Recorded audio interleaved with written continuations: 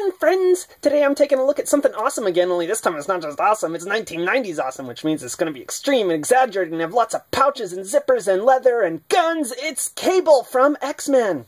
With Cable out of the packaging, the first thing I noticed is that this is not his classic design with the big shoulder pads. This is more of a modern design. You see he's got this sort of armor thing on his chest there. It's very modern-y, very Iron Man-esque sort of stuff. Maybe S.H.I.E.L.D. gave him this, or he doesn't work for S.H.I.E.L.D. That's stupid. I'm stupid. I don't know. Another difference is that the techno-organic virus appears to have moved up from his arm and gotten onto his face and stuff finally, which isn't how it was in his original appearance. It stopped at his arm, and in the animated series it stopped at his arm. Although in the animated series, he didn't have a techno-organic virus. He just said his arm was artificial. Although also in the animated series, he was a bounty hunter in the first episode he showed up in. So the animated series has a lot of problems. That's a lesson to take away from this. But I guess this is Cable in his later years where the infection has spread. If we look up close at Cable's head sculpt, it looks really good. He's a big grumpy sourpuss, a lot like Duke Nukem. His face reminds me of that, actually. And he's got all this nice sculpted detail on the metal part of his face, which continues down to the arm. All these lines are sculpted. They're very nice. It reminds me of Colossus. It's kind of like Colossus's arm, pretty much. Moving on to the vest, or armor, whatever this is, I like how all the inset details, like these lines and these bumps in here, I don't know if they're supposed to be Kevlar arm or whatever, but they're all sculpted, and that's what's great. And then there's like little sculpted details like bullet holes right there. There's two there and two there. Look on the back, all the lines and details continue on the back. They're all sculpted, including this big thing. I don't know what that's supposed to be. But also on the back, he's got pouches! Yeah, they nixed the yellow color from the design, but they kept all those pouches. He's got 5 on his backside right here, and then a double pouch there, so that's 7, and then 2 big ones here, and then 2 more there. 7 plus 4 makes 11. 11 pouches, lots of pouches. Was this another pouch? Oh, no, that's a buckle. This is a buckle. So what's that? I don't know. But lots of buckles and lots of straps. 3 more on the lower legs. Yeah, there's 1, 2, 3, and this is a different kind of strap. I don't know why I need so many straps, especially this one, which holds nothing. But, like, you know, he's got lots of straps, and they're all sculpted, and all the folds in his pants are sculpted. Very nice. Lots of pouches on this design. Moving on to the paint, there are a lot of details on Cable's design that could have been messed up with sloppy paint, but thankfully I've got no complaints at all. You'll notice the cybernetic eye is just painted yellow with a red outline. It's very clean, no slop on that. And I'm glad they didn't decide to try and make it look like it's glowing or something, because that doesn't really work with paint. And the paint on his scars over his right eye is very clean. And these are actually raised details, the scar tissue. I forgot to mention it's sculpted, not just painted on, which is very nice. I don't remember him having these extra scars down here, but, you know, well, whatever. I'm assuming that's part of the design and not just a mistake or anything. The rest of the paint on the head is very clean. No mess with the hairline at all, though it's kind of weird. Why isn't the ear painted silver? I mean, I'm assuming this is part of the design, but, like, the techno-organic virus comes up the neck and covers half of the face, but avoids the ear. You see how it's, like, going further towards his right on the neck part, and, like, just avoids the ear? Whatever. Moving on to the vest. On the chest. Vest chest.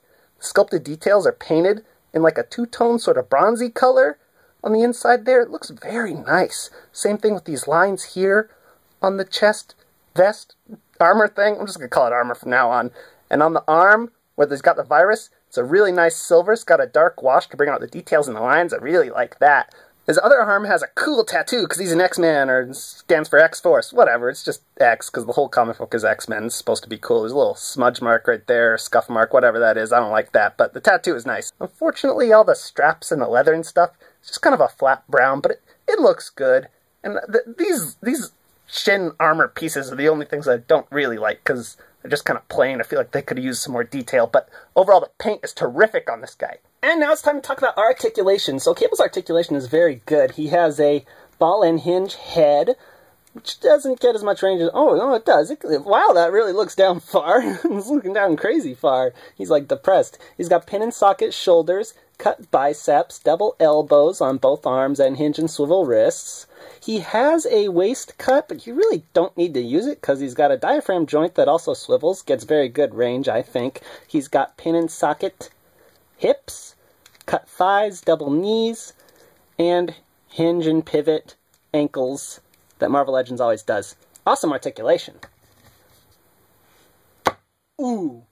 Here is what Cable's packaging looked like. It's pretty standard for Marvel Legends, and it's pretty yellow. On the back, it's interesting to note Cable's knee pads, and it looks like the top of his boots looks like they were originally going to be yellow, maybe? Maybe it's just an effect of all the yellow on the packaging, but I kind of wish the figure had some more yellow, but it's nice nonetheless.